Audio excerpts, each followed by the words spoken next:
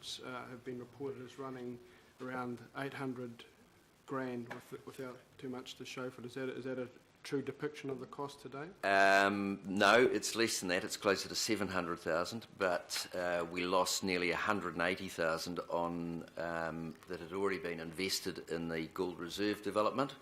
And I think most of you would know the cost of developing any sort of project to this level takes a significant amount of money, and the issues we had with the Takapuna Devonport local board and changes in their members certainly didn't help us along the way. Councillor Newman. Mr Chair, can I just ask Dean, the draft MOU, the agreement... Just, Daniel, can you hold that question? This is the question to either Danielle, Grant or David. No. You're on the list. You're on the list for general questions. Okay. So we've got Councillor Walker with a specific question. My question follows on from the issue that the Mayor raised about identifying a location, and when I look at the letter, I see the specific mention of Gulf Harbour, and a massive number of alarm bells are triggered because at Gulf Harbour we already have a congested parking situation now based on 18 sailings a day. We're going to be going up to 30 sailings a day later on this year. That's without sailings on the weekend, and you would hope that if there was an $8 million ferry that would also run on the weekend. And that's without the boat launching, which is congested on the weekend and also often during the week, and the recreational use. So, coming back to the issue that's raised around the necessity to identify a location in advance, so we're not just searching for that question. Putting something up. Are you going to do that? Because we're wasting our time otherwise, aren't we? Sorry, are we going to do what? Well, the imperative around a location, because obviously the location goes to all the locational issues, and those issues also go to any community component. Correct. So in respect to Gulf Harbour, it is one of the areas that will be part of the feasibility study, and that feasibility study will draw out the advantages and disadvantages of being in that area, whether it's traffic, whether it's boat launching, whether it's ferry sailings, whether it's recreational traffic. The one thing about Gulf Harbour in terms of a venue for a development of the nature that we're talking about is that with the marina there, it creates opportunities for Paralympic sailing. And Paralympic sailing was one area that we weren't going to be able to promote out of the Takapuna site. So it does give us opportunities. And we have had extensive discussions with the Gulf Harbour Yacht Club, and there may be an opportunity to work with them as well. So part of the community contribution in that area could well be to further develop the boat ramp and the parking areas to improve those facilities that are there at the moment. And there's no reason why as many yacht clubs around the country, and I think you've got to be clear, this isn't a club, right? This is a dedicated high performance centre, but there are many areas around the country that work quite well with recreational boating users, and that's what this facility is designed to do, is to work with other water users. I understand that. The other question I've got just goes to if we go back to scratch and we're talking about $3 million and we're talking about the community component, because that was what the $3 million was for on the part of North Shore, surely we'll look at other options around yachting, and that goes to yacht clubs around the region that are severely strapped for cash, Councillor Walker, and other issues. You are top of the list after these people step back. So I'm just asking that. Please don't ask the question that's relevant for them. So I'm just asking that question as it goes to any community component around what we're looking at here and where that might best be applied. So our view is that we can develop a world-class community and high-performance centre. And there are a lot of yacht clubs around the Auckland area, but I think you have to recognise that there are a lot of yacht clubs who have had significant investment, and they run specific programs. They're not high-performance centres. and they cannot work as a high performance centre because they cannot be fit for purpose and they cannot be future proof. I'm just going to be quite clear. I'm just going to get Sue just to make a comment about the report. So please bear with us, and then Mayor Goff. Thank you. Through you, Mr Chair, one or 2 points, if I may add, to try and bring some clarity to some of this. Clause 4.2 of the proposed relationship agreement, which is on page 141 of your papers, that does note that there are 3 stages to the project, and the feasibility study that Mr Abercrombie has referred to is actually part of that, which is the establishment and funding stage.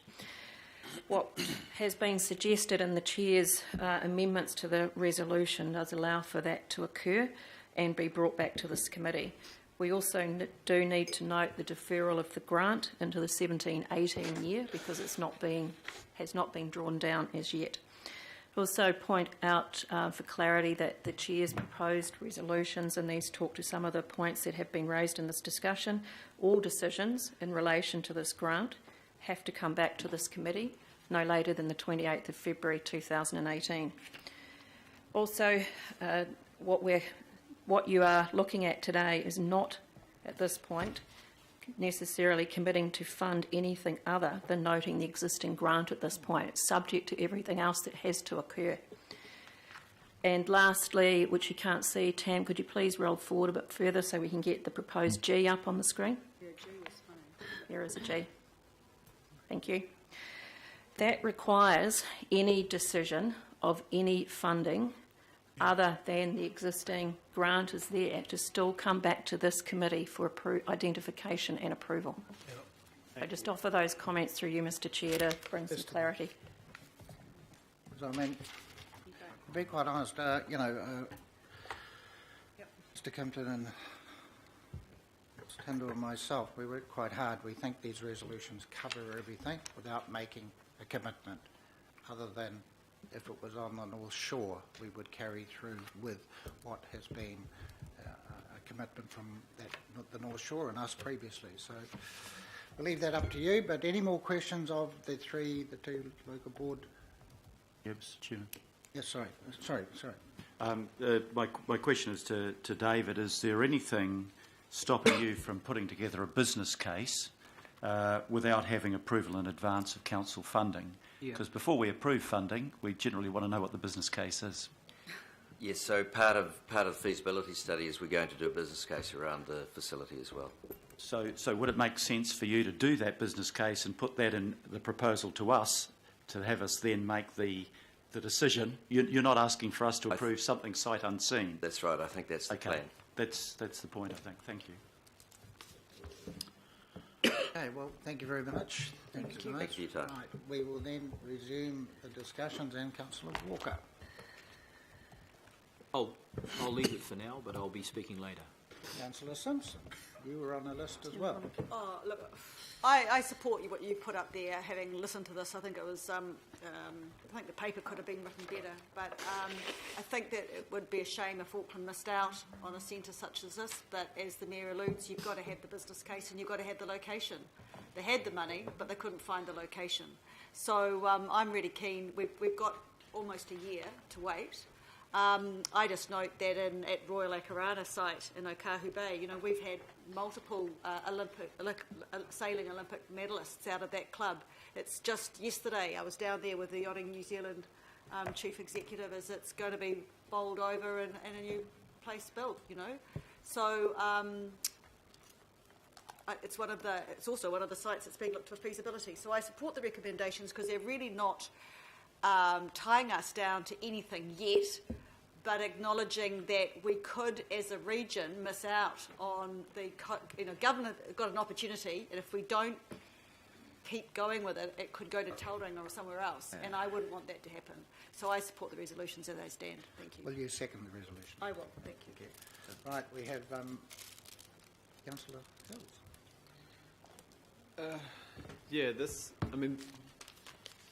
This issue came before my time, and to be honest, it has been one of the most intense and difficult and confusing and disruptive issues that I've ever seen, and it's, you know, obviously there's a whole lot of other issues that went on that weren't directly related to this, but I just want to make sure we get this right. I'm very happy to see the G there. I'm a bit confused. The purpose is what the purpose of the original money was for, and then we don't have a proposal on the table for something in the boundary. So I'm glad that is up there. I don't see it happening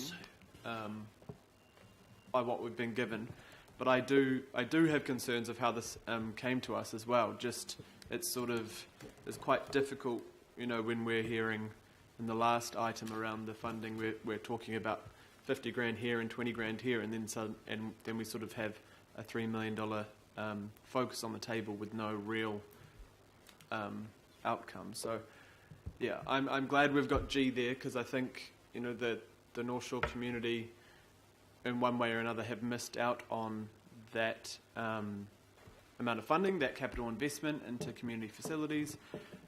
We know that the whole of Auckland is lacking in money for community facilities.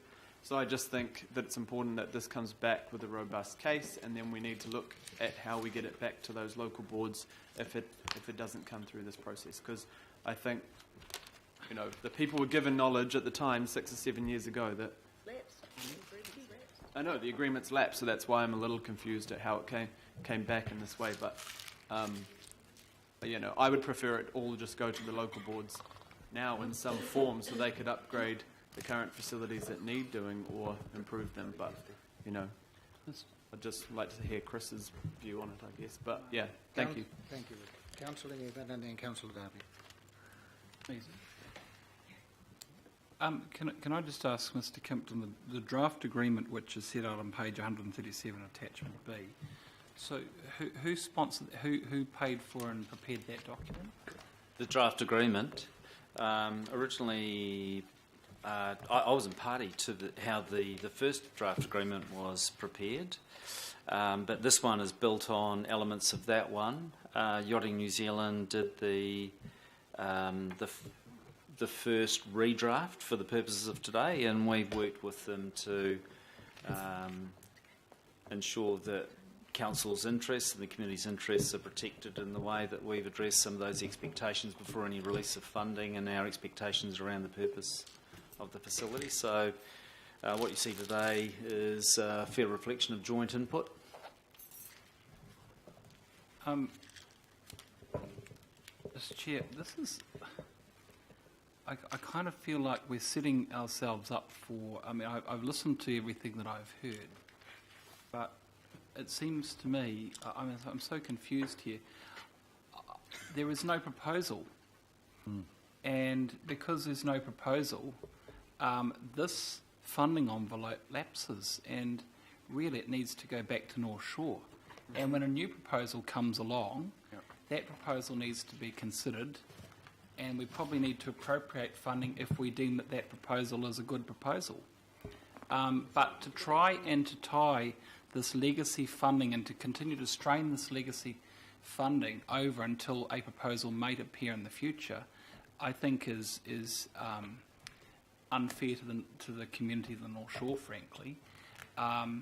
And yes, I've heard that there is a need to try and do something because we're at risk of losing it. But if we lose it, it won't necessarily be because we didn't adopt these resolutions today. It will have been lost because the appropriate site couldn't have been identified previously. But we won't know that till May. Sorry, it's Through my the Chair, point. but that's why we actually have Clause E, which it specifies 28th of February. Yeah, so, and to me, it just seems that you are, that there is those resolutions just continue to stretch out and stretch out and stretch out a legacy agreement, which, to my way of thinking, has died. So I think that in the future, if there is a new proposal, that needs to come back, and probably the council needs to consider that proposal and probably the allocation of funding, new funding for that proposal. But in terms of this legacy funding, I don't see how we can, with credibility, continue to hold this over for that purpose.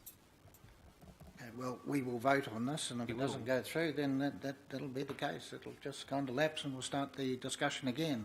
And it'll be, I know 4 or 5 councillors around here that will have a very strong view on that, and will lead a very strong case. So, you were to say, Councillor Darby, and then Mayor Goff, and then Councillor Walker.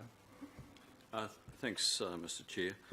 I think when Dave and I met, I think he was a lot less grey. I think he had dark hair there, and I had maybe some indication of hair, but a hell of a lot less now. And as Councillor Hills reminded us, this has been quite ruinous on the Takapuna community over a long period. And I've seen some really good elected members irreparably harmed on this issue, and I've seen people hurt in the community, and I've seen the yachting community also